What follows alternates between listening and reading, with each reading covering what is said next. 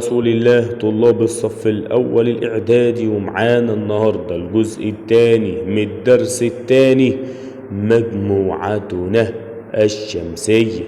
واتكلمنا في الجزء اللي فات عن بعض المعلومات عن الشمس ومقارنة الكواكب الداخلية والخارجية.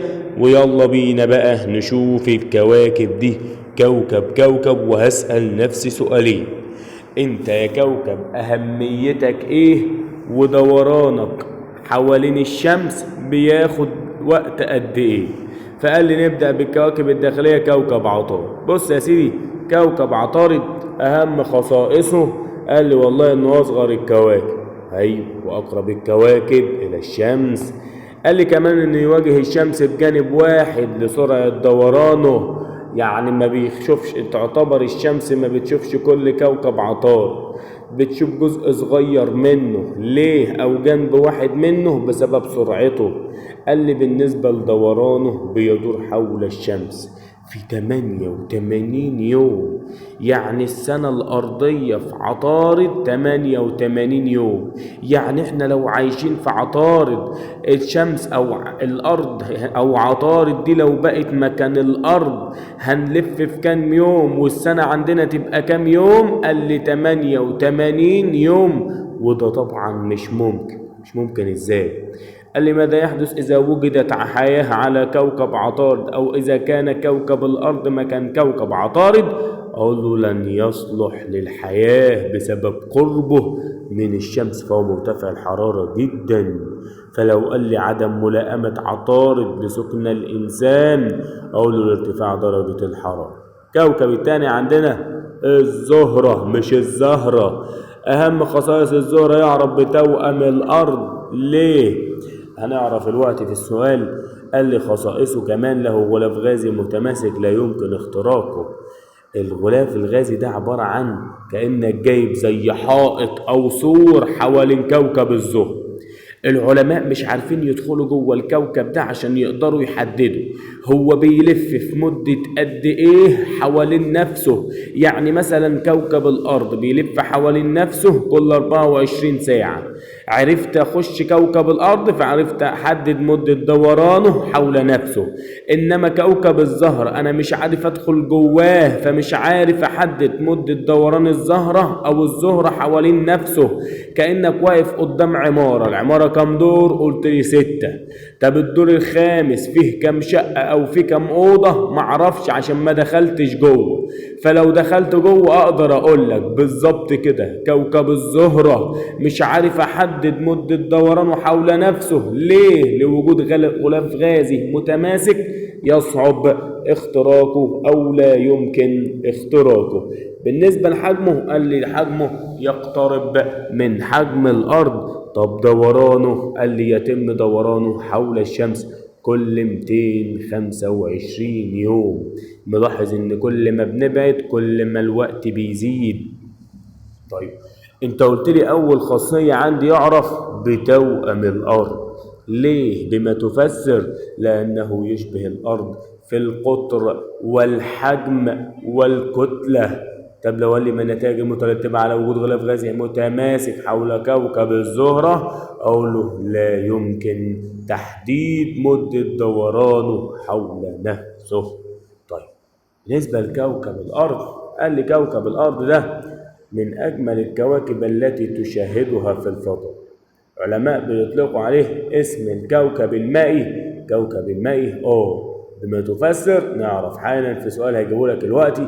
قال لي كمان يعد القمر التابع الوحيد للأرض. القمر اللي بنشوفه ده بيلف حوالين الأرض بس.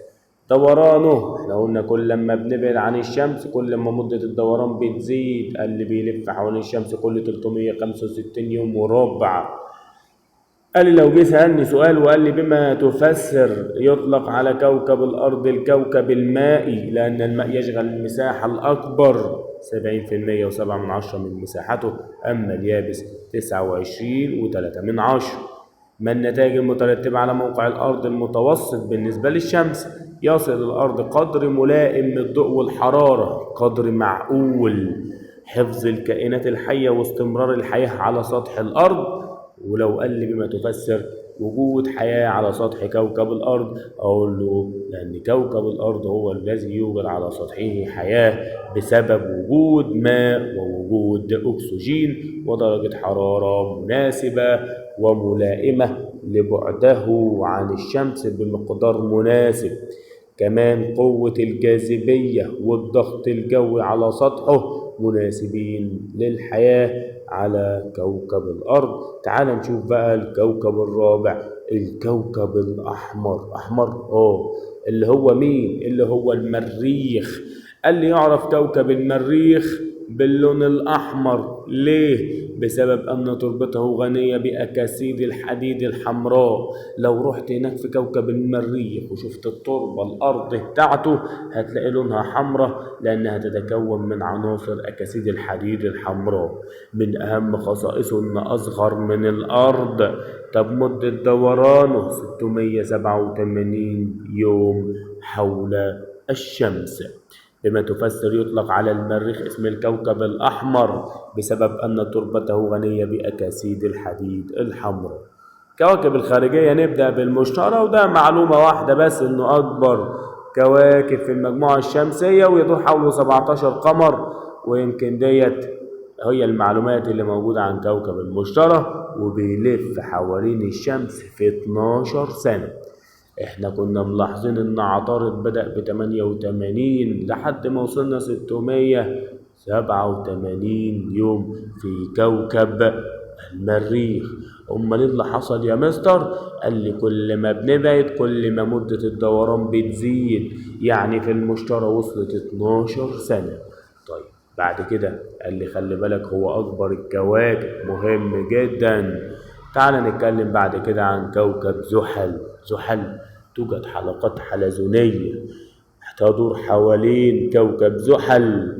تتميز هذه الحلقات بأنها تتكون من أجسام صخرية وجليدية، لونها أحمر وبنفسجي وأزرق. قال لي كمان حجمه قد الأرض 763 مرة، كبير جدا. دورانه حوالين الشمس كل 29 سنة ونصف. كوكب أورانوس يظهر في السماء على شكل كرة ملساء، يعني كرة ناعمة، لونه أخضر يميل إلى الزرق، عامل زي ما حضرتك تجيب طينة صلصال لونها أخضر مع لونها أزرق وتخلطهم ببعض يطلع لك أورانوس.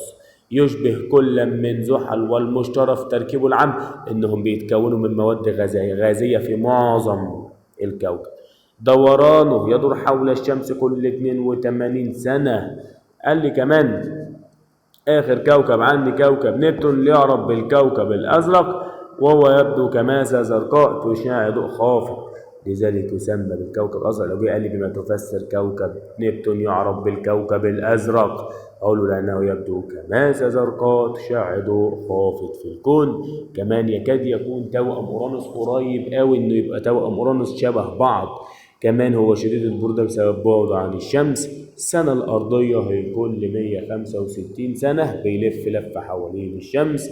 قال لي خلي بالك السنة الفلكية للكوكب هي الفترة اللي يكمل فيها الكوكب دورانه حول الشمس، يعني كل لفة بسميها السنة الفلكية. ده كان بالنسبة لكوكب نبتون. وتعالى بقى نتكلم عن أهم الأسئلة، بس هنتكلم في فيديو خاص لوحده، واستنوني في فيديو الأسئلة إن شاء الله. وبكده نكون خلصنا درس النهاردة. تحياتي ليكم سلطان أحمد حمدي، واستنوني في فيديو الأسئلة.